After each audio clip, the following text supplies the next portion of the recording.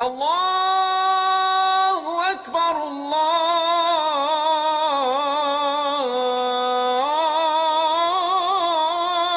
اکبر۔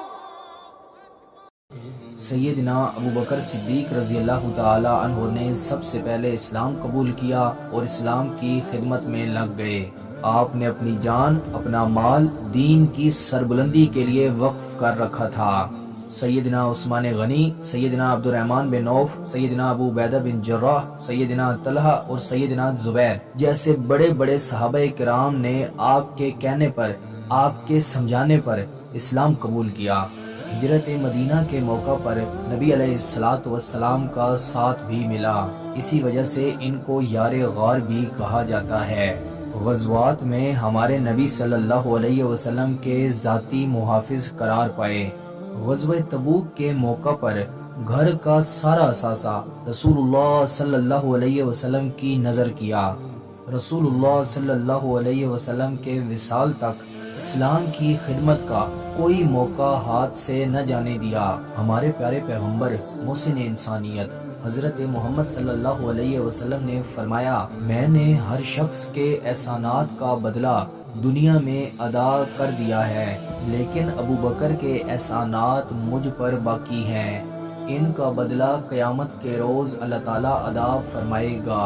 مسلمانوں کے اتحاد کو برقرار رکھنا۔ رسول اللہ صلی اللہ علیہ وسلم کے وصال کے بعد امت مسلمہ انتشار کا شکار ہو گئی تھی۔ قریب تھا کہ مہاجرین اور انصار ایک دوسرے کے خلاف ہو جائیں۔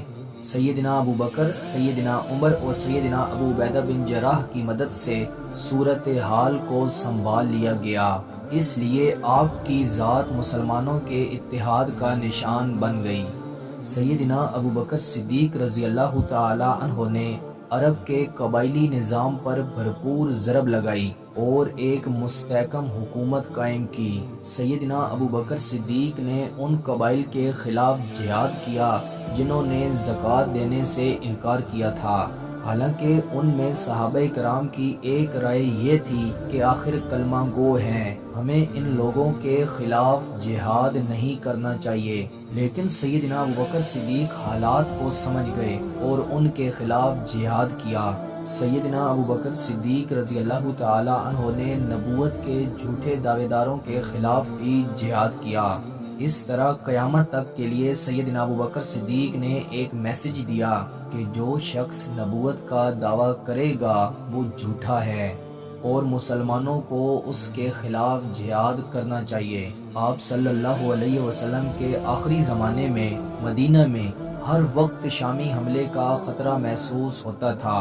آپ صلی اللہ علیہ وسلم نے اس کا مقابلہ کرنے کے لیے ایک لشکر تیار کیا۔ اس کے امیر سیدنا اسامہ بن زید رضی اللہ تعالی عنہ تھے۔ جب سیدنا ابوبکر صدیق رضی اللہ تعالی عنہ خلیفہ بنے تو سیدنا ابوبکر صدیق نے اس لشکر کو روانہ کیا تھا، اور اس واقعہ پر ہم الگ سے ویڈیو بنا چکے ہیں۔ سیدنا ابوبکر صدیق رضی اللہ تعالی عنہ نے مضبوط خارجہ پالیسی اختیار کی، پرشین اور رومن امپائر کے خلاف جہاد کا آغاز کیا، اور انہی کے دور میں عراق فتح ہوا اور مسلمان دنیا کی سب سے عظیم طاقت قرار پائے۔ آپ رضی اللہ تعالی عنہ کا ایک اور عظیم کارنامہ قرآن کو جمع کرنا تھا۔ جنگ یمامہ میں حفاظ کرام شہید ہوئے تھے۔ جنگ یمامہ جو مسلمہ کذاب کے خلاف ہوئی تھی، اس پر ہم الگ سے ویڈیو بنا چکے ہیں، اور اس ویڈیو میں ہم نے ان واقعات کو ڈسکس کیا تھا۔ میں امید کرتا ہوں کہ آپ کو یہ ویڈیو پسند آئی ہوگی۔ مزید ایسی ویڈیو دیکھنے کے لیے ہمارے چینل کا وزٹ کریں، دوستوں کے ساتھ شیئر کریں۔ ملتے ہیں انشاءاللہ اگلی ویڈیو میں۔ السلام علیکم۔